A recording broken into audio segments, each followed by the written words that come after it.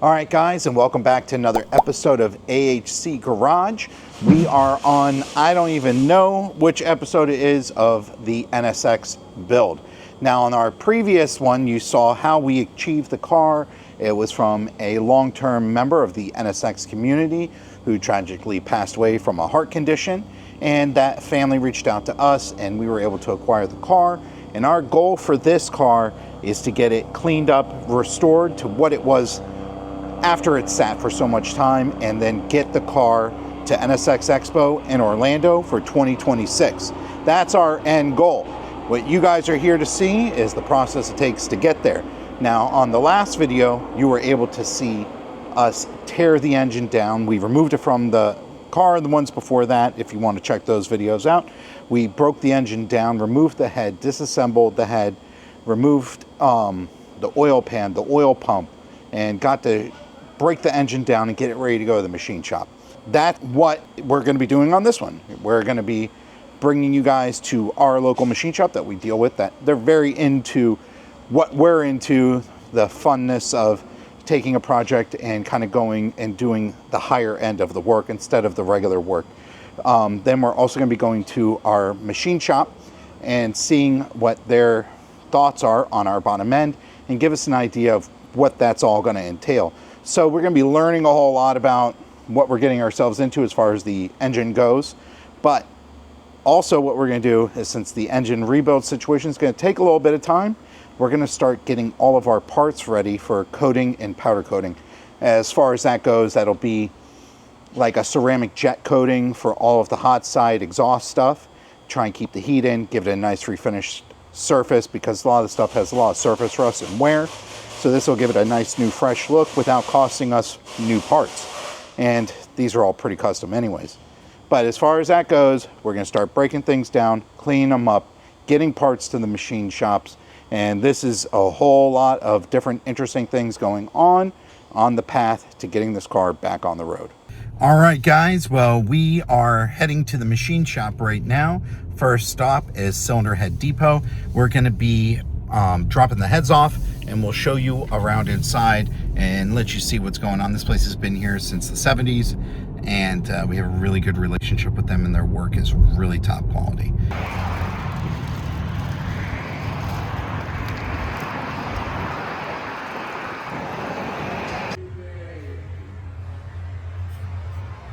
We just dropped the cylinder heads off at Cylinder Head Depot. We talked to Steve, and we discussed what issues we were having with the low compression, but we also told him that it's not burning oil, it wasn't overheating, and he liked all that information. So what it's going to get is what they are going to get is a refresh, a cleanup. Valves are going to come out, probably get recut, cleaned. He's going to check the spring tension on all of the valve springs to make sure they haven't weakened over the years, and give it a full check. He's going to send us some videos. You'll definitely be seeing those shortly in here, and that's going to be checking the vacuum on each port to make sure it's holding, it's not leaking, and a full cleanup. And he's going to give us a health check, and we pretty much told him, tell us what it needs and we'll see what we can do to get you whatever you need to complete it. Also, that's going to involve checking the cam journals to make sure those are all within spec, and we're going to supply him with the Honda specs for cam measurement and everything. All right, so we're over by our buddy Alex's shop. He came highly recommended to us for engine building. The Red Line, the shop that we normally bring all of our engines to, they're on a very busy backlog right now, and all they said they can do is the machine work, but we want someone to break it down, get the machine work done, and then reassemble it. And Alex is going to be our guy for that. He's been doing engines for many years, and we're going to go ahead and drop everything off right here at his shop. It is just a warehouse and not like a huge production facility, private shop, and that's all he does is this engine work. So we're going to go ahead and get it dropped off, and we'll show you what it's about. And when it comes time for the reassembly, that's when we're going to have a really cool video for you guys. So here we have our components we need to do a lot of cleaning and restoration and coating on. First thing we got to do over here, this is our intake manifold throttle body setup and also our engine harness. We have to go ahead and strip this thing down pretty bare, get a lot of the components off of it, get the harness off of it. We're going to try and clean this harness up and probably rewrap it to give it a nice new fresh look. And then we're going to be seeing about how we can clean and restore all this. The good thing is it's aluminum, it's not steel, so there's not a ton of rust. The components that are steel, we're probably going to get painted or powder coated, whichever ends up working out best for us. So we're going to strip this down so that it's bare bones. We're going to take stuff like our brackets here. These are aluminum, so those probably need to get sandblasted. This probably can get cleaned up and repainted. This is our alternator bracket. I also have my extra one from my NSX we might be able to use.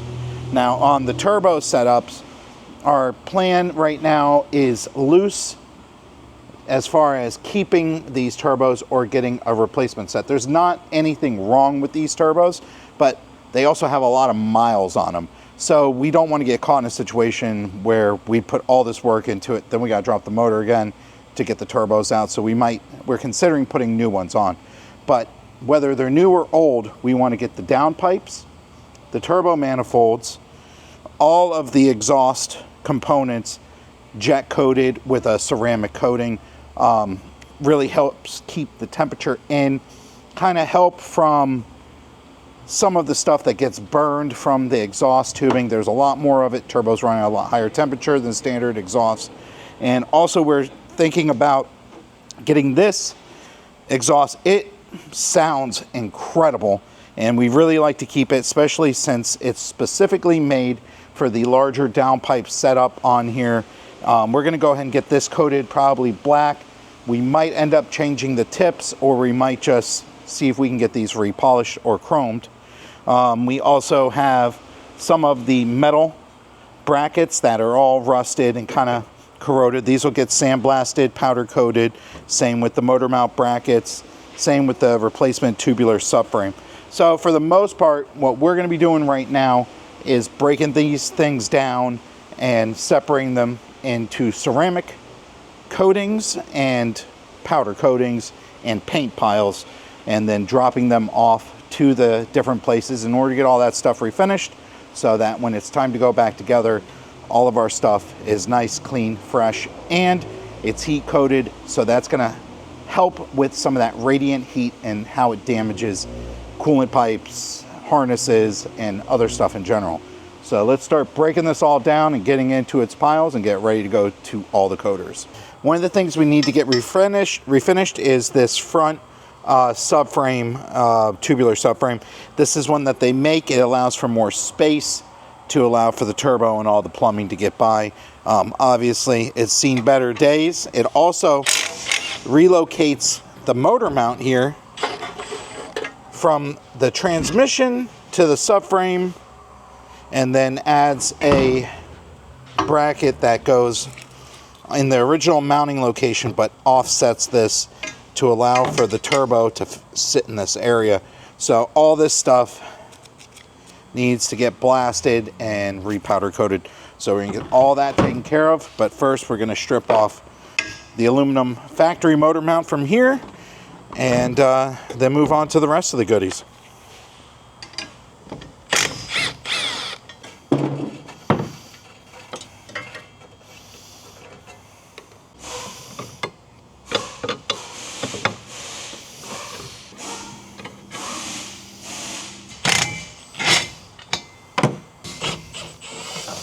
Now everything's rusty, but it's coming right apart.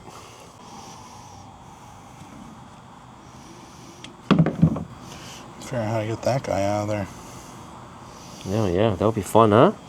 Even this one's already, like, the stud started to come out with it, but...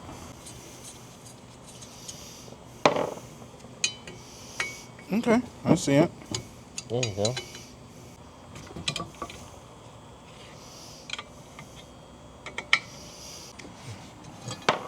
Well. Alright, well that's extremely tight, if you can see. The nuts, they all went in there. This is not an easy turbo kit to install or work on. I don't think that was ever the intention of it, but in the end, everything fits nice and tight, just the way it's supposed to. This stuff's going to look really good once we get it coated. Boom. Beautiful little turbo manifold there. Whoa, the turbos are rolling away. Whoa. Studs all look really good. Oh, look at that. That's weird. Oh, you go through it. Yeah. They don't bottom out. Unless where there's a hole. This one. Well, that's pretty good. This worked out nice. I guess we'll get ready to send all these off. We got a gasket here. We'll probably be replacing all of these turbo gaskets. But in the end, I don't think that this manifold needs any help. I saw no cracks on it, no damage. So a cleanup and a ceramic coat on this, and we should be on the way. Let's get this turbo manifold off, and we'll strip off some more of these rubbers off the turbos. Boom. Oh, got one more right there. This is very special. By that I mean extremely complicated to work on. But now we're all broke down. That's going to be all of our hot stuff right here. So downpipes, all the other exhaust tubing, manifolds, and muffler. All this is going to get, like I said, a heat coating. It's going to keep underhood temperatures down and also save us from burning up some stuff here. We're still going to be using some of this insulated sheathing on some of the hoses to keep the temperature out where they run really close to any of the hot components. But for the most part, that's going to help us, and it's also going to make things look a lot prettier. Next step is stripping this bad boy down. So let's clean all that up and then we'll get ready. All right, so now we got all of our exhaust and bracketry stripped down. Our turbos pretty much stripped down. Now we're going to go ahead and get rid of all these coolant hoses and get our clamps together and start breaking down the rest of this, the thermostat housing here. And then we're going to take everything off of this, including the harness, try and clean the harness up some, and then see where we can repair it, maybe get some of this old hard, tubing off of it, maybe redo some of this stuff. Harnesses are not readily available for these, nor do we really want to buy one because there's nothing wrong with it. It's just not pretty. But we can definitely fix that up. It's not hard for us to do. So we're going to start stripping this down and see how clean we can get everything.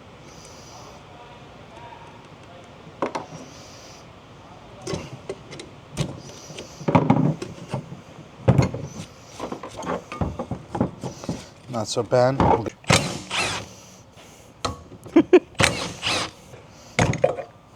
Oh yeah. Not too bad. Someone put some Honda Bond on there. Around here we like to call unnecessary use of Honda Bond giving something a lifetime warranty. Because the factory seal didn't work good enough. So here's the whole thermostat housing, and this is our thermostat. It doesn't look like it's bad, but there is some corrosion here, and we're going to be changing everything because we're not going to get caught up in any situation. I think we're probably going to have this sandblasted or some kind of vapor honing done. I don't think I'll be too bad. It's not too nasty inside, but we want to clean up all this stuff.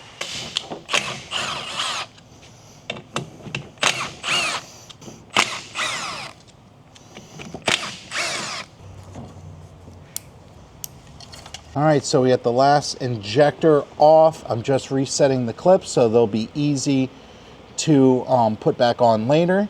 Now we're gonna go ahead after this and pull the fuel rails off and get the injectors out and take all the sensors off of the manifold.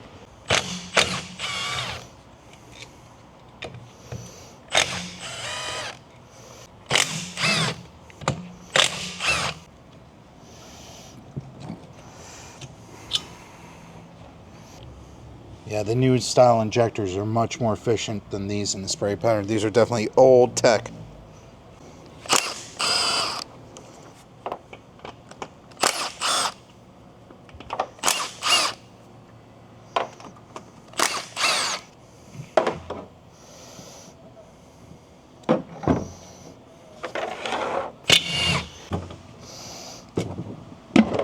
Woo!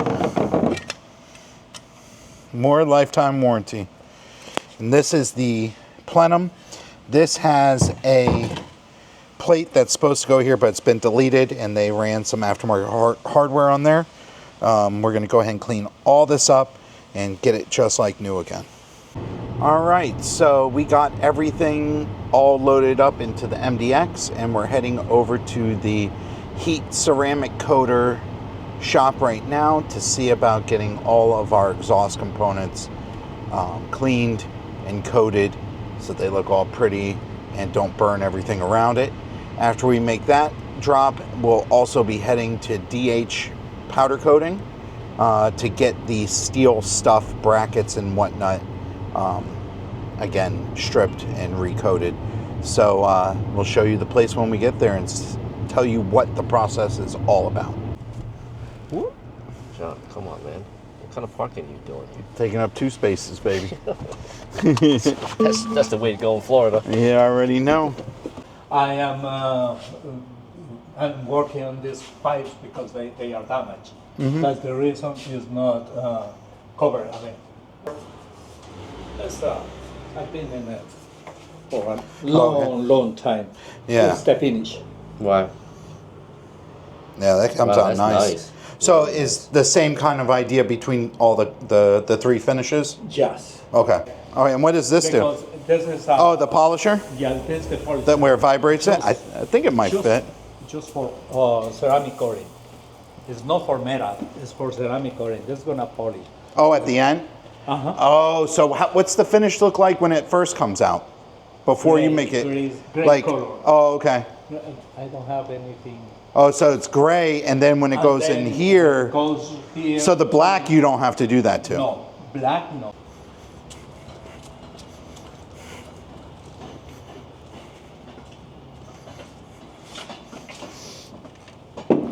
All right, so we just got over to Hot Shot. They've been here for over 20 years over in Davie, and they do ceramic coating, and it's a ceramic coating. It comes in about 3 different finishes. One is a silver polished, one is like a glossy black, and the other one's a matte black, and I'm sure we'll show you some of the stuff here. And this is his information right here. Like I said, we just dropped it off, and you can see right over there we have the exhaust. We have all of the hot pieces from the exhaust, charge pipe, or not charge pipe, but down pipes and all of that stuff, manifolds. And the process is pretty cool. It reduces the actual radiant temperature by up to 20%. And it also is a corrosion inhibitor, like you won't get surface rust or anything like that. He's been here locally in Davie for many years doing stuff like this, and we want to give him a little shout out, because this is going to turn out looking really good, because you saw what it looked like before, and the next time you see these parts, they should be all coated and done. So let's go over and take a peek at the engine and see what's up with that. Then we'll also be heading to DH to get some powder coating work done. We're still waiting to hear back from Alex, our engine guy, to see the condition of our motor. It's got us a little concerned, because if there's damage to the crank, that's a custom crank. If there's damage to the sleeves, that's an overbore. And also a custom order set of pistons. You know, there's a lot of different variables we don't know about, and all these variables can really cause this to really skyrocket in price and put us out of our budget and over our timeline, because we still have to get everything ready for NSX Expo, and that has a date on it, and that date's not moving. But we have to make everything work. I mean, that's the reason we're here, and it's now February, the beginning of February, and we're doing our best to stay on a timeline and still get all of our work done and all of our family commitments done and get the car done and depend on other specialists to do their jobs and timing and parts ordering. So we really got our fingers crossed on the health report we're going to get back from Alex and also from the cylinder head shop, because we don't know if there's anything we didn't see wrong with it. So fingers crossed that we're not going to have a huge problem and blow this build out of the budget. So while we wait on the results from the engine doctors, we're going to keep making progress on the car. So now we're in the phase of let's get this thing ready for paint. But before we get to there, we want to go ahead and drop the fuel tank and clean everything up in there. We're going to throw a new fuel pump in there, reset that, and we also just want to have the tank out to get into the inner parts. Also, we saw some pretty decent corrosion on the coolant pipes that run behind the fuel tank and up into the engine bay. We want to remove those and get those refinished as well. So in order to start to drop this tank, we got to disconnect a few things. What we have up inside here is we have the fuel pump wiring. This is the harness right here. It's clipped in right here. We're going to go ahead and disconnect that. This also has a aftermarket fuel pump relay set up on here to handle the extra amperage that this aftermarket fuel pump it's equipped with pulls. So we're going to have to disconnect everything from this system, push it through here, and then send it down with the tank. Now inside the engine bay, I will say I never get to do a fuel pump without an engine in the car. There's always an engine in the car, so this makes it a tad bit easier. We have a few lines here to disconnect. We have an evap line that goes up to the tank, a little one. We have the vent line, and we have the fuel tank filler. Over on that side, we have the return line, and we have the feed line that has to come out too, and they all go through that little hole. Now you can imagine when the engine's in the car, we actually have another car on my other lift over here that I'm doing the same exact service on. It's very tricky to reach up and snake those lines through. And once they come out, they also have to go back in the same way.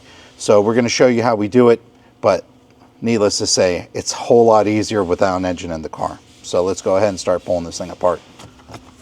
It's definitely not run in the factory location, but it's not too bad. So what you can see here is this is the trigger wire from the factory harness that comes in and triggers the relay to turn on. So normally this wire would power the fuel pump, but now what we're doing is instead of using the harness, this smaller gauge wire, and the power that runs through the entire interior harness, we're taking this smaller wire, using it to trigger the relay, which sends a dedicated 12-volt signal through a larger 12-gauge wire directly into the pump. And that allows it to run at the higher amperage and get the most efficiency out of the fuel pump. That being said, we're going to have to disconnect this trigger wire. We're going to have to disconnect the power wire, and we're going to have to disconnect the ground wire and send it in with the rest of the harness. The other 2 wires or 3 wires on this are for the fuel sending unit.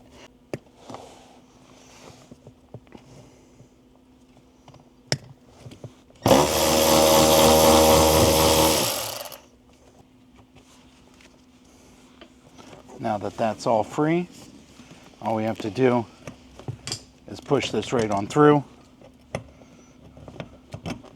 and send it down with the rest of the tank. We don't even really need to pull this cover. We will pull it later, but it's a little easier once we disassemble the entire interior of the car. So we got the feed line off. Now we get the return line off. This thing's supposed to be bolted down, but it's not.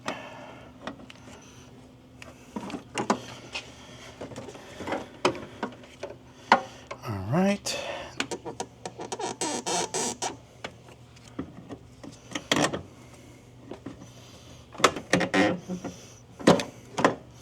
That's our vent, and here's our feed. The weird thing about this clamp is, since it's got this hump on here, you can't get it off. So you either push it forward and get it off, or you leave it on when you go to retighten it.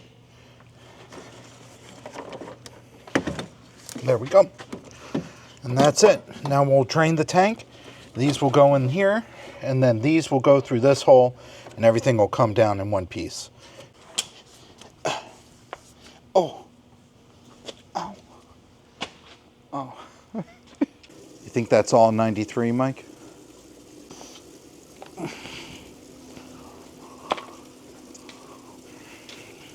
She definitely had a pretty full tank to her. Another thing we will have to address is when we test drove it, the gas gauge was doing all kinds of interesting things. But you could see it's got definitely some tarnish to it. Pretty nasty smell to the fuel. There's no telling how long this has been in here. So this alone is a pretty good thing for us to do, to be flushing it out. Once we get all the fuel out of it, We're going to loosen this strap here a little bit to take the tension off. Then we remove the 14 here and just drop her straight down. It should be pretty straightforward. And this tank is surprisingly light when it's empty. It's an aluminum tank. All right, so I think that's about enough. We will drain whatever is left in there once we get it down. Okay.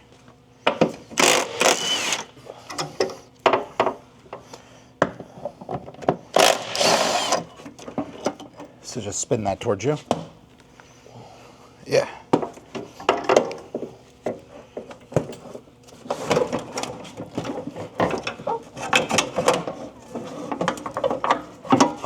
I'll go to my side. All right, straight down.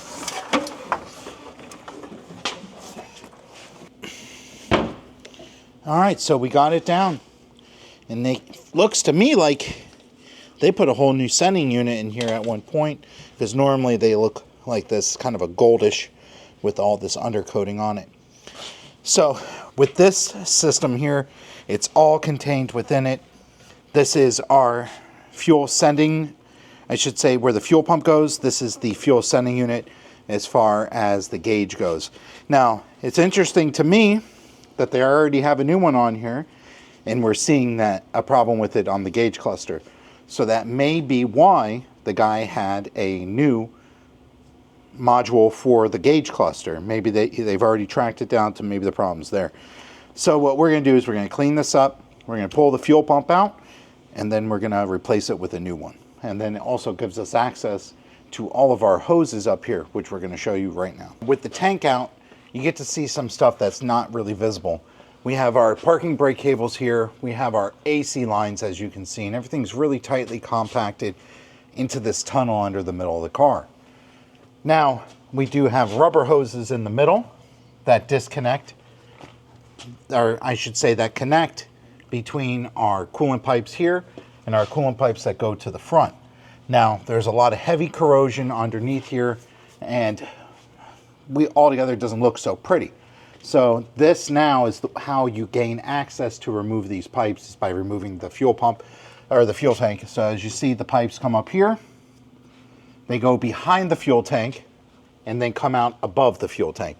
So in order to remove this, we have to remove the hoses, the bolts that hold it in, this panel, and the bolts that attach it up there, and pull everything out.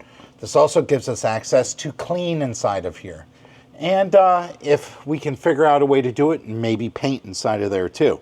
But altogether, this is all about cleaning stuff up and gaining access to different things. This car comes apart in a certain order in order to gain access to different things.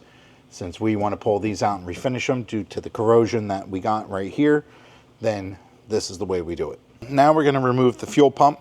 We got to disconnect the fuel return line and the feed line, unplug it, take the 10s out, and she comes right out. So let's go ahead and get that done.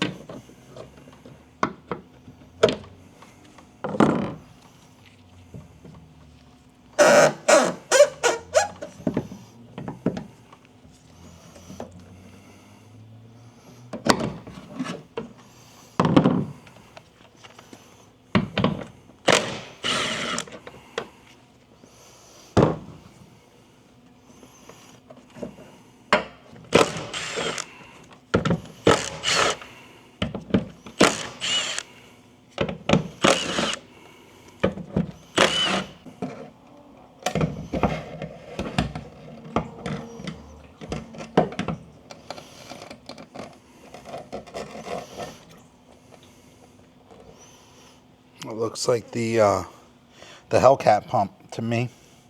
So this is like, I think the 455 pump, and it looks like this is starting to slip off of it just a little bit. So probably a good thing to change this out.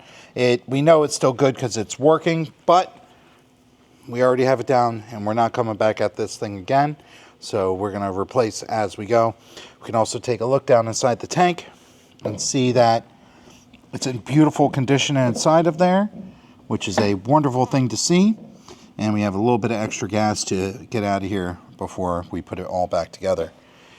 So for now, we're going to reinstall this, and then we're going to clean the tank up real nice, and then we'll go ahead and take it back apart again and replace it. There we go.